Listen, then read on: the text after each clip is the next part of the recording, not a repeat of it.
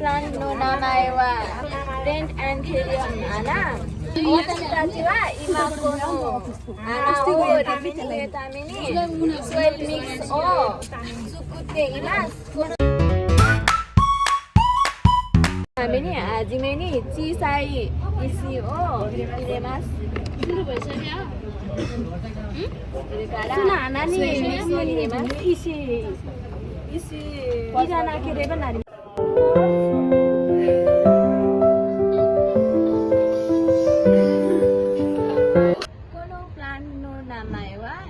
アンテリアムです。これは6年ぐらい生きます。こちらにたくさん水を注ぎてはいけません。こちらに濃い水を注ぎたら葉が黄色になります。2日3日間に1回だけ水を注ぎます。このプラントの名前はジェットプランです。日本語でこのプラントの名前ははじめに花瓶に石を入れます。石を入れた後でミクスチャーを入れます。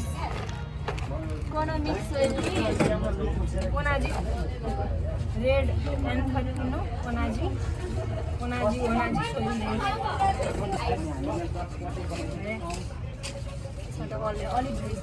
できました。話します。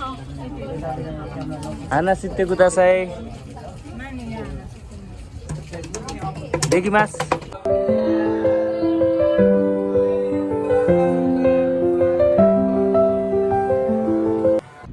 このプランの名前はジェットプランです。日本でお金のなる木と言います。このプランに水を多く入れないでください。日の光に置きます。